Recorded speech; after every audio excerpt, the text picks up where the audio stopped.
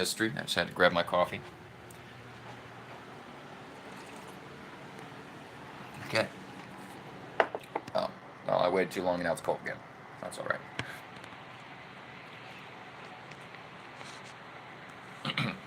We are starting back at page 41. Oh, wait.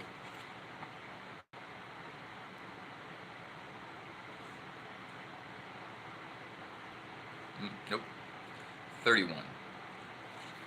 Subsection 7. The Hellenistic period. R.G. Collingwood's The Idea of History. Pick this up if you can find it, or just listen to me read.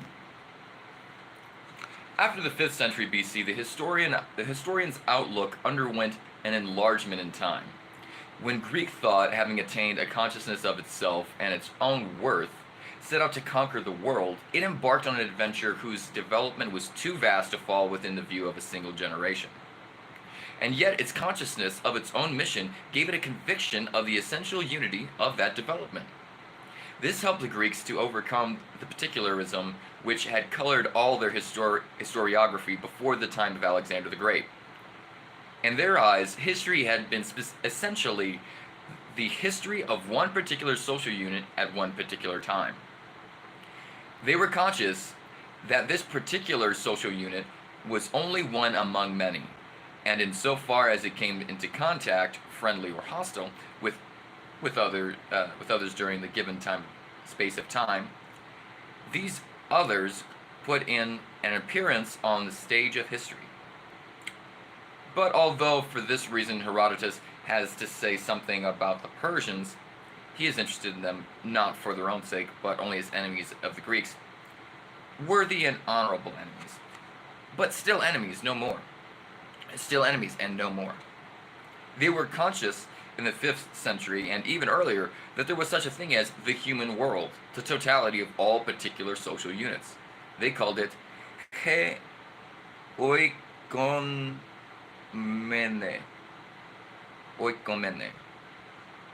as distinct from ho chromos,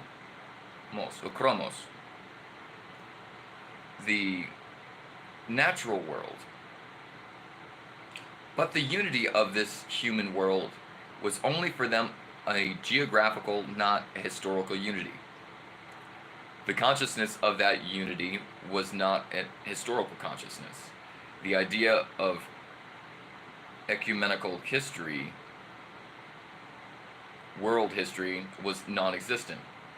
They were conscious that history of this particular society in which they were interested in had been going on for some time, or for a long time.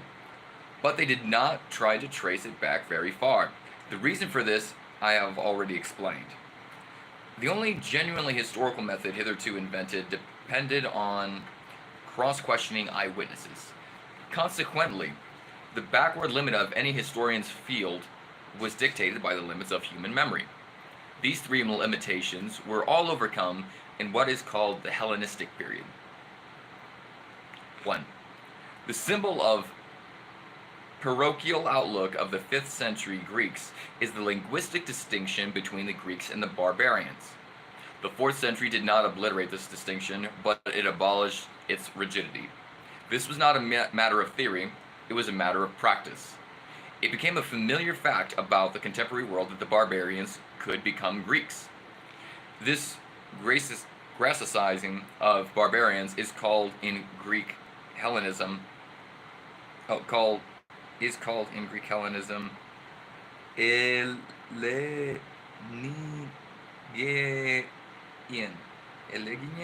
I don't know. It means to talk Greek, in a wider sense to adopt Greek mannerisms and customs. And the Hellenistic period is a period when the Greek manners and customs were adopted by the barbarians. Thus, the Greek historical consciousness, which Herodotus had been primarily the consciousness of his hostility between Greeks and barbarians, the Persian Wars, becomes the consciousness of cooperation between Greeks and barbarians. A cooperation in which Greeks take the lead, and the barbarians, by following that lead, become Greeks, heirs to the Greek culture, and thus heirs to the Greek historical consciousness. 2. Through the conquests of Alexander the Great, whereby the oikon men oikomene, or at least a very large part of it, and a part of which included all the non-Greek peoples in whom the Greeks were especially interested, became a single political unit. The world became something more than a geographical expression. It became an historical expression. The whole empire of Alexander now shared a single history of the Greek world. Potentially, the whole ekinomen, or whatever, shared it. Any ordinarily well-informed person knew as a fact that Greek history was a single history that held good from Adriatic to the Indus and from the Danube to the Sahara. For a philosopher reflecting on this fact, it is possible to extend the same idea over the whole oikoinmene. The poet says, "Dear city of Ceracrops, wilt thou not say, dear city of Zeus?" That is, of course, from Marcus Aurelius in the 2nd century AD. But the idea of the whole world as a single historical unit is typically a Stoic idea, and Stoicism is a typical product of the Hellenistic period. It was Hellenicism that created the idea of ecumenical history. 3. But a world history could not have been written on the strength of testimony from living eyewitnesses, and therefore a new method was required, namely compilation. It was necessary to construct a patchwork of history whose materials were drawn from authorities, that is, from the works of previous historians who had already written the histories of particular societies at particular times. This is what I call the scissor and paste historical method. It consists of excerpting the required material from writers whose works cannot be checked on Herodotean principles, because the eyewitnesses who cooperated in that work are no longer alive. As a method, this is far inferior to the Socratic method of the 5th century. It is not a wholly uncritical method, because judgment can and must be exercised as to whether this or that statement made by this or that authority is true. But it cannot be used at all without the assurance that this or that authority is on the whole a good historian. Consequently, the ecumenical history of the Hellenistic period, which includes the Roman age, is based on a high estimate of the work done by the particularistic historians of the Hellenistic age.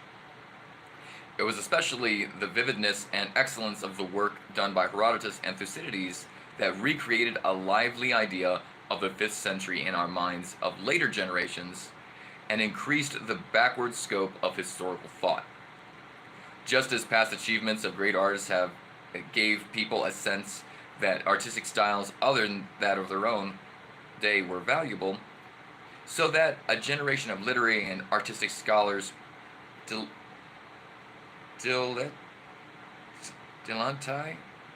Delantai arose, for whom the preservation and enjoyment of classical art was an end in itself. So there arose historians of a new type, who could feel themselves imaginatively as contemporaries of Herodotus and Thucydides, while yet remaining men of their own time, and able to compare their own times with the past. This past the Hellenistic historians could feel as their own past, and thus it became possible to write a new kind of history with a dramatic unity of any size, so long as the historian could collect materials for it and could weld them into a single story.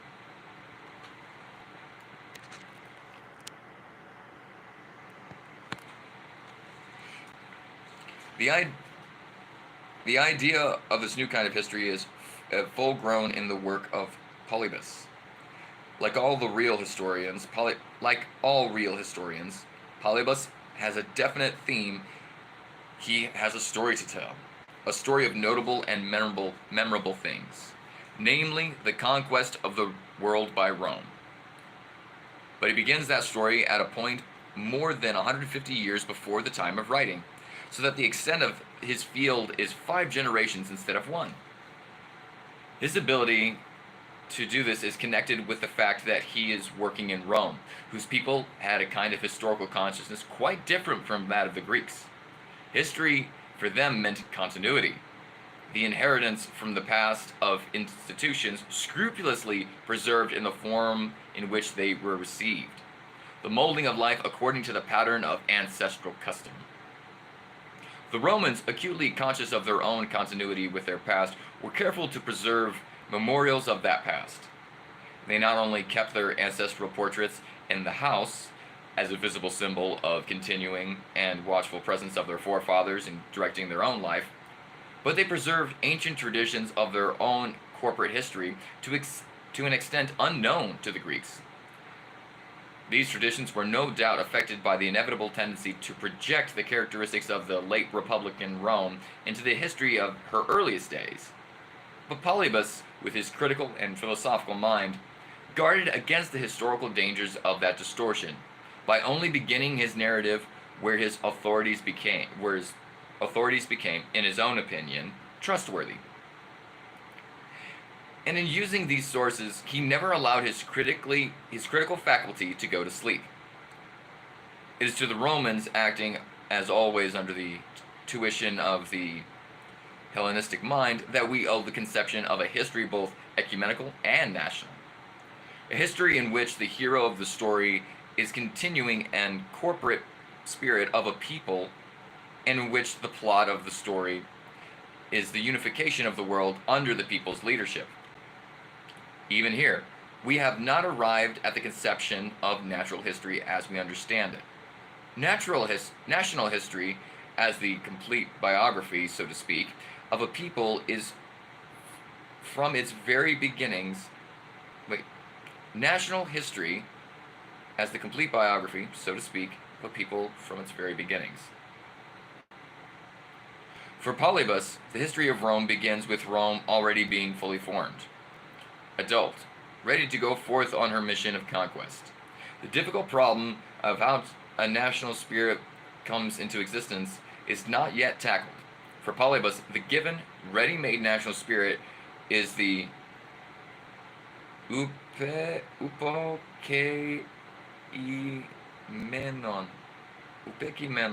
of history, the unchanging substance that underlies all change. Just as the Greeks could not even contemplate the possibility of raising the problem which we should call the problem of the origin of the Hellenic people, even for Polybus there is no problem of the origin of the Roman people. If he knew the traditions and about the foundations of Rome, as he doubtless did, he silently cut them out of his field of vision as lying behind the point at which historical science, as he conceived it, could begin. With this larger conception of the field of history,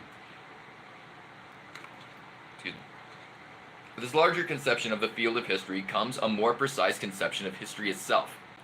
Polybus uses the word historia not in its original and quite general sense as the meaning of any kind of inquiry, but in its modern sense of history. The thing is now conceived as a special type of research needing a special name of its own. He is an advocate of the claims of his science to universally study for its own sake, and points out in the first sentence of his work that this is a thing not hitherto done. He thinks of himself as the first person to conceive of history as such a form of thought as having a universal value. But he expresses this value in a way which shows that he has come to terms with the anti-historical or substantialistic tendency which, as I've said before, dominated the Greek mind. History, according to this tendency, cannot be a science, for there can be no science of transitory things. Its value is not a theoretical or scientific value, it can only be a practical value, the kind of value which Plato has ascribed to logai, the quasi-knowledge of what is not eternal and intelligible, but temporal and perceptible. Polybus accepts and emphasizes this notion. History for him is worth studying not because it is scientifically true or demonstrative, but because it is a school and training ground for political life.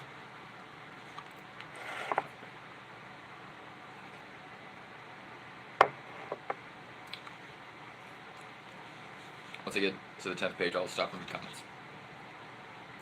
But a person who had accepted this notion in the 5th century, as no one did because Herodotus still thought of history as a science, and Thucydides, as far as I can see, did not raise the question of a value of history at all, would have inferred that the value of history lies in its power of training the individual statesman, Pericles or the like, to conduct the affairs of their own community with skill and success. This view was held by Isocrates in the 4th century. But it had become impossible by the time of Polybus. The naive self-confidence of the Hellenic age has disappeared with the disappearance of the city-state. Polybus does not think that the study of history will enable men to avoid the mistakes of their predecessors and surpass them in the worldly success. The success to which the study of history can lead for him is an inner success, a victory not over the circumstance, but of self. What can we learn from the tragedies of its heroes is not to avoid such tragedies in our own lives, but to bear them bravely when fortune brings them.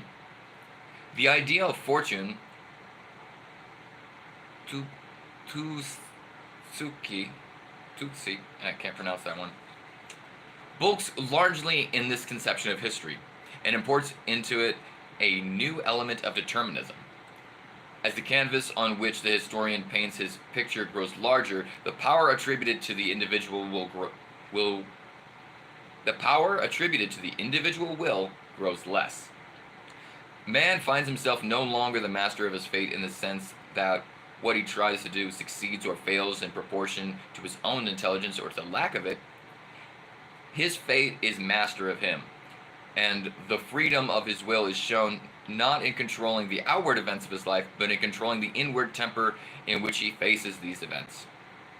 Here, Polybus is applying to history the same Hellenistic conceptions to which the Stoics and Epicureans applied to ethics. Both these schools agreed in thinking that the problem of moral life was not how to control events in the world around us, as the Greek moralists thought, but how to preserve a purely inward integrity and balance of mind when the attempt to control outward events has been abandoned. For the Hellenistic thought, self-consciousness is no longer, as it was for Hellenic thought, a power to conquer the world. It is a citadel providing a safe retreat from the world, both hostile and intractable. Subsection 9. Livy and Tacitus. With Polybus, the Hellenistic tradition of historical thought passes into the hands of Rome. The only original development it received there was from Livy, who conceived the magnificent idea of the complete history of Rome from her very beginning. A great part of Polybus's work has been done in the 5th century method. In collaboration with his friends of the Scipionic circle, who had achieved the accumulating stages in the construction of the new Roman world. It was only the introductory phases of Polybus' narrative that had to depend by scissor and paste means on the work of earlier authorities. In Livy, the center of gravity is changed. It is no mere introduction, it is the whole body of his work. That is, it is constructed by scissors and paste. Livy's whole task is to assemble the traditional records of early Roman history and weld them together into a single continuous narrative, the history of Rome. It was for the first time anything of the sort had been done. The Romans, serenely confident in their own superiority to all other peoples and their monopoly of the only virtues deserving the name, thought their own history was the only one worth narrating. And hence the history of Rome was narrated by Livy as to the Roman mind, not one out of a number of possible particular histories, but a universal history. The history of the only genuinely historical reality, the ecumenical history, because Rome had now, like Alexander's empire, become the world. Livy was a philosophical historian.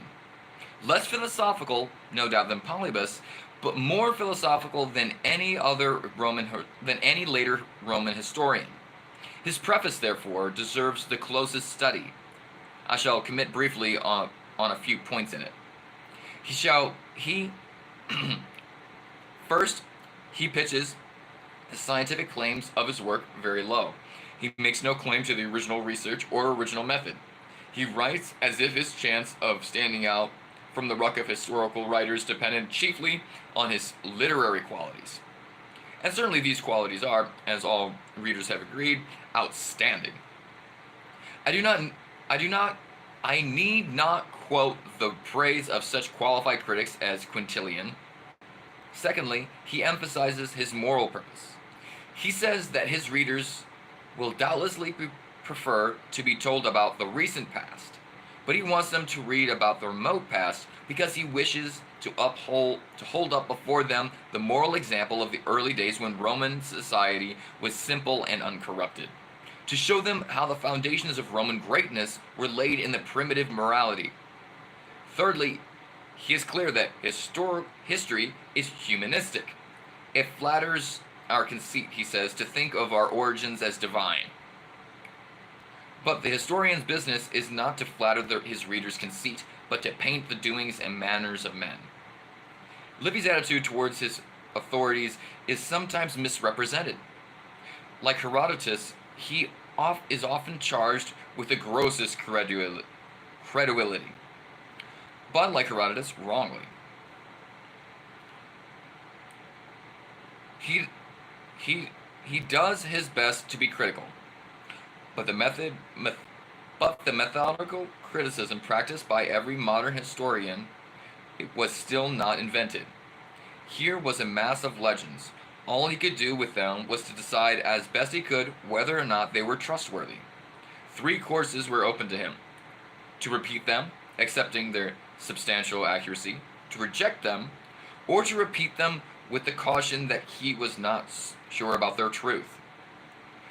Thus, at the outset of his history, Livy says that the traditions referring to these events before the foundations of Rome, or rather to the events before whose immediately leading up to that foundation, are fables rather than sound traditions that can be neither affirmed nor criticized.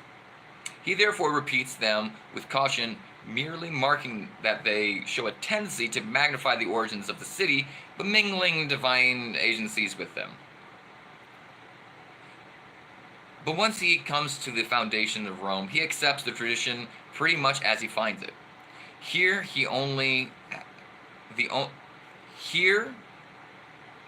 There is here only the very crudest attempt at historical criticism. Presented with a great wealth of traditional material, the historian takes it all at its face value. He makes no attempt to discover how the tradition has grown up and through what various distorting media it has reached him. He therefore cannot reinterpret a tradition, that is, explain it as meaning something other than it explicitly says. He has to take it or leave it, and on the whole, Livy's tendency is to accept his tradition and repeat it in good faith. The Roman Empire was not an age of vigorous and progressive thought. It did singularly little to advance knowledge on any of the paths that the Greeks had opened up. It kept alive for a time the Stoic and Epicurean philosophies without developing them. Only in Neoplatonism did it show any philosophical originality. In natural science, it did nothing to surpass the achievements of the Hellenistic age. Even in applied natural science, it was extremely weak, and it used Hellenistic fortification, Hellenistic artillery, and arts and crafts, partly Hellenistic and partly Celtic. In history, its interest survived, but its vigor failed. No one ever took up Livy's task again and tried to do it better. After him, historians either copied him or drew in their horns and confined themselves into a narrative of the recent past. So far as the method goes, Tacitus already represents a decline. As a contributor to historical literature, Tacitus is a gigantic figure, but it is permissible to wonder whether he was an historian at all. He imitates the parochial outlook of the 5th century Greeks without imitating their virtues. He is obsessed with history, with the history of affairs at Rome, neglecting the empire or seeing it only as refracted through the spectacles of a home-keeping Roman. And his outlook on these purely Roman affairs is narrow in the extreme.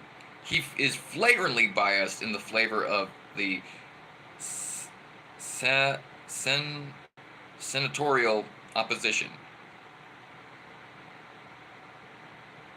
He couples a contempt for peaceful administration with an admiration for conquest and military glory.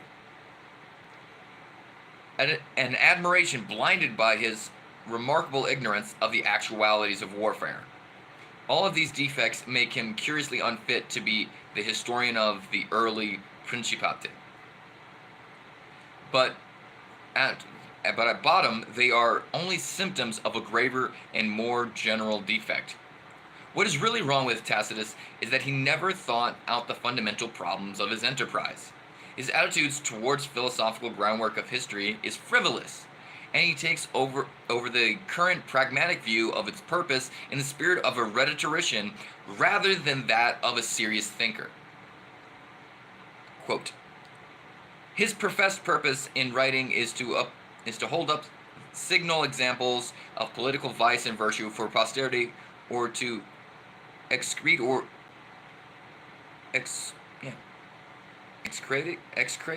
or admire them, and to teach his readers, even though a narrative which he fears may weary them with its monotonous horrors, that good citizens may live under bad rulers, and that it is not merely destiny or a chapter of accidents, but really personal character and discretion, dignified moderation and reserve, that best guard a senator of rank unharmed through the times of peril, in which not only the defiant on one side, but almost as often as the sycophant on the other, are struck down as the course of events or even the changing humors of the prince may prompt. End quote. This attitude leads Tacitus to distort history systematically by representing it as essentially a class of characters, exaggeratedly good with exaggeratedly bad. History cannot be scientifically written unless the historian can reenact in his own mind the experience of these people whose actions he is narrating. Tacitus has never tried to do this. His characters are not seen from inside with understanding and sympathy, but from outside, as mere spectacles of virtue or vice. One can hardly read his descriptions of Agricola or Domitian without being reminded of Socrates' laugh at Glaucon's imaginary portrait of the perfectly good and the perfectly bad man. My word, Glaucon, how energetically you are polishing them up like statues for a prize competition. End quote. Tacitus has been praised for his character drawing, but the principles on which he draws characters are fundamentally vicious and make his character drawing an outrage on historical truth. He found warrant for it, no doubt, in the Stoic and Epicurean philosophies of his age, to which I have already referred. The defeatist philosophies, which, starting with the assumption that the good man cannot conquer or control a wicked world, taught him to preserve himself unspotted from its wickedness. This false antithesis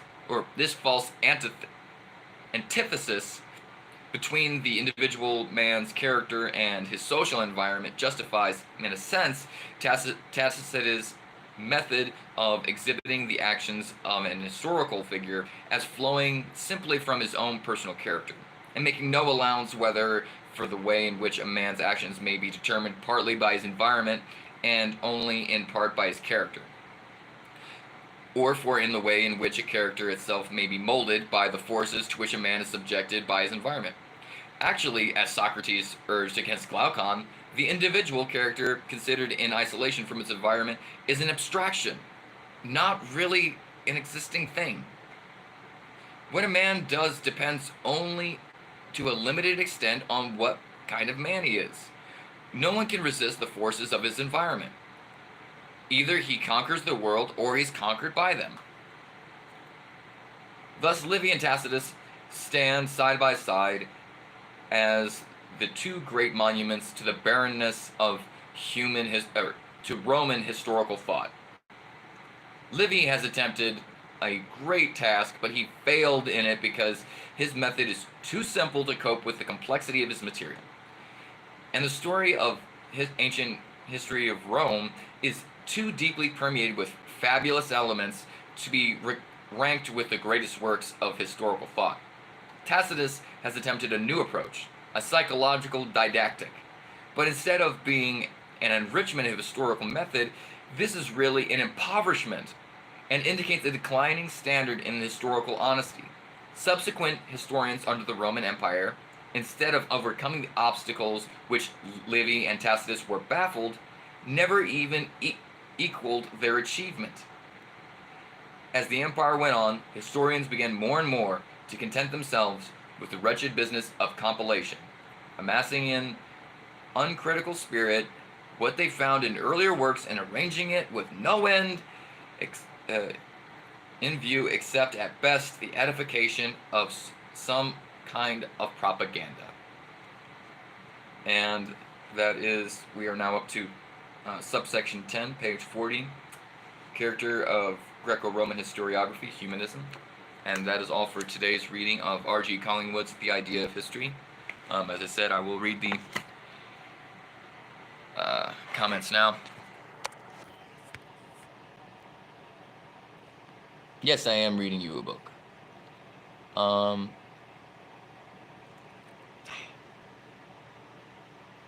really bad with names. I think it was Kevin.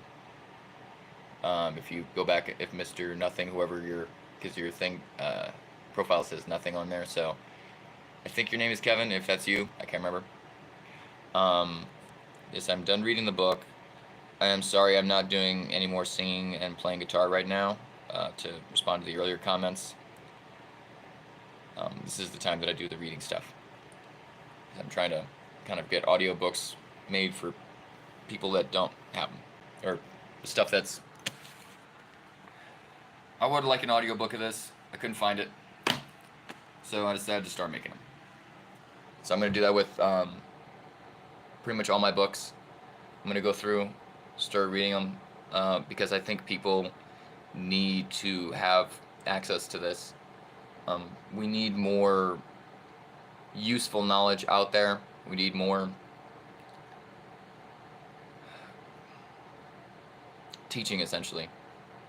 One thing that I thought was very interesting when the monks in the Middle Ages, not necessarily all throughout the Middle Ages, but there would be, during the mealtime, you'd have one guy sitting reading the Bible or reading the book that they were reading from. He would read in Latin. Everybody would just sit there and be eating and stuff and listen. And that's kind of essentially what we do now with TV, but instead of TV, I'm trying to replace it with books. So since I know a lot of people don't like to read, I'll read for you. It gives me practice for reading out loud, and creates a little, I guess, audiobook file online for everybody to check out. And also that way you don't have to read. Because I don't know why people don't like reading, but yeah. So, probably after this, I'm going to start going through Aristotle and my works of Plato. Yes, I have. I've seen the movie, the old one from the 50s. Read bits of 1984. I know George Orwell's books. I have Animal Farm. It's a nice one. It's a pretty good book. Actually, I still got a little bit of time before I got to get ready for work. Let's check out what I have in my library. So I got a lot of books. Let's see. I might... Next, after this, I might go with early Greek philosophy or with the Conversations of Socrates, because I have yet to break those ones open and read it. I got a lot of philosophy and history. I got Egyptian myths, if you like that stuff. I like Egyptian history too. So I got an encyclopedia. What else do I have?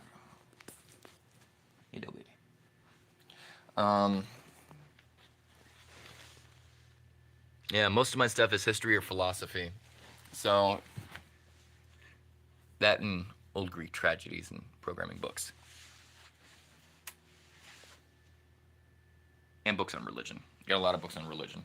If y'all want to start hearing the Upanishads, I'll start reading those. I got that right here as well. But yeah. What else do I got? Might be good to read next. Y'all wanna hear an audiobook of oh,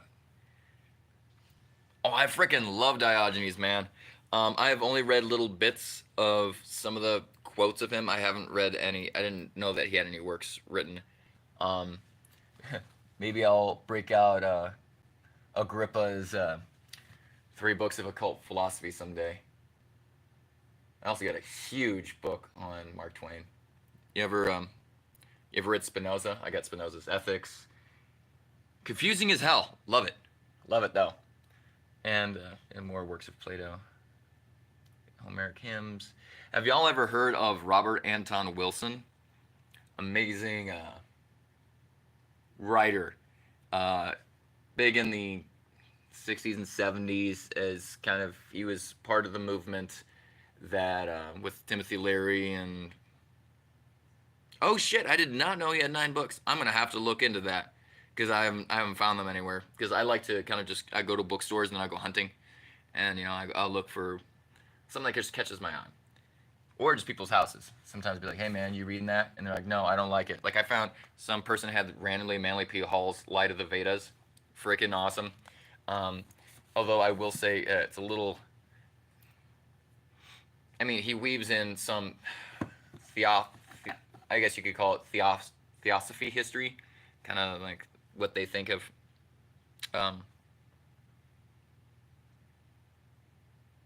history was like. They're the people that came up with the whole like Lumerians and that weird Atlantis stuff. Yeah, I'm not big on that. I like stuff that's provable, or at least experimental. I also got some Jung if you want that at some point. But mostly I prefer philosophy because that informs how we think, how we can form thoughts, how we can judge those thoughts as to whether they are good or not, or whether they are useful. Because what is the good? That's another philosophical question. What else we got over here? I also have some Proust if you guys like that. I have a lot of like really old books. I love to go thrifting. So, well, there goes my $200 headphones. Oops. Yeah. I got Remembrance of Things Past, Marcel Proust. I was reading Swan's Way. Very touching story. This book is from, what is it, 1929, I think? It's almost 100 years old. 1920, oh wait, no, copyright 1934. So, 90-year-old book. And then, what else we got? I also got a lot of poetry, too. Do you like Wadsworth? I got Kant, if you want to hear some really thick philosophy. Oh, there's that book, but yeah, Critique of Pure Reason. Headache. A headache in a book. I might as well go read Hegel. God, Hegel is one of the worst people to try to read. I still try ever so often to read Phenomenology of Spirit, but it just breaks my brain trying to figure out what the hell he's saying. At some point I am going to start doing Fairy Tales of Ireland by W.B. Yeats. Love Yeats. I also have a lot of his poetry. Where's that poetry book? It's a thick book.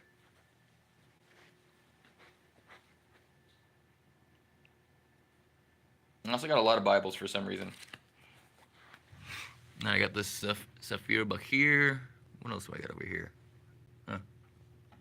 Keeps on thinking that I'm trying to switch this. Actually, this is a book that I think that a lot more people should read if you are interested in religion or other people's religions or philosophy itself or consciousness. Check out The Way of Hermes. This is the Solomon translation. Very interesting. Very interesting